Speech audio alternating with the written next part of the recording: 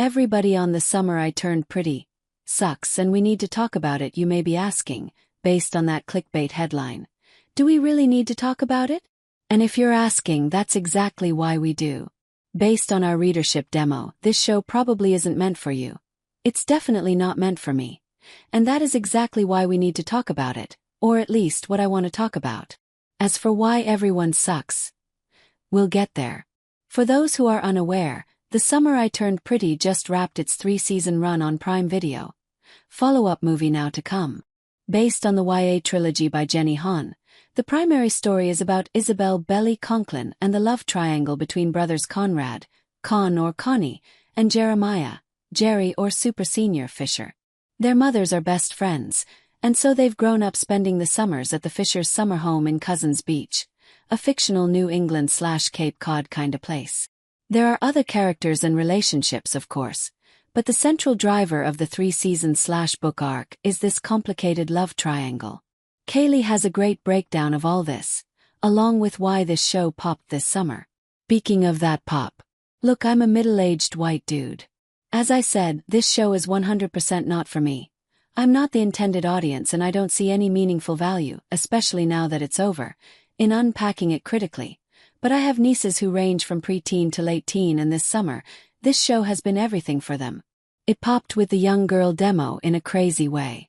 And that's why I wound up binging it over the last month or so, and why I want to talk about it, because many of us cherish shared joy over content as a key part of our interpersonal relationships. I know this for a fact because it's your desire for that which has helped keep the lights on at Pajiba for 20+ years. For us, older generations, it's sometimes hard to have that same connection with the kids in our lives.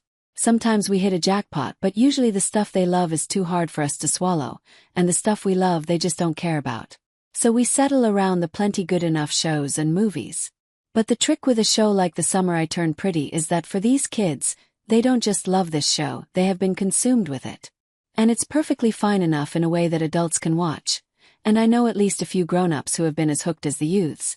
And it's worth it because the reward is then engaging with kids about it. Back in July, I went on a family vacation to Hawaii. My 4 nieces and their parents were obsessed with Tsip, and it was a frequent topic of conversation over the week.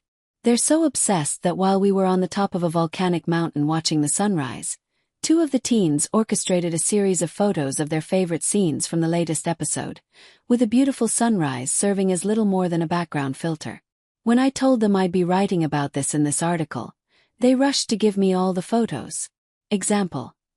Now, of the kids in my life, some love the show for real while others love it more mockingly, because everyone sucks. See, we're getting there. But even if they love it mockingly, they're still obsessed, and, at a certain point, there's no meaningful difference there. But the key to it all, from my perspective, is simply being able to sync up with that passion even a little. Doing it is joyous and deepens these relationships. Honestly, one of my absolute highlights of the trip was our last dinner. Not just because of the phenomenal food, but because we spent an hour having a deep dive conversation about the full show run, and everyone was engaged and participating and having a blast. It was pure joy.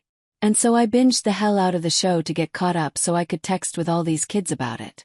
Most of you know this, but kids just don't text anymore. And yet, for the last month, I have had 6 children responding and engaging via text. Not just an emoji reaction, but full-on substantive responses. That this show could cause that. This show is a miracle. And that's why I wanted to write about it, to hammer home this one simple lesson that's easy to forget. For those of you with kids of any sort in your sphere, the next time you see a show like this sweeping them up and consuming them, jump in for the ride with them. Don't worry about whether it's for you, or if it means a show you actually like may get backburnered for a few weeks. It'll still be there. But these types of opportunities won't.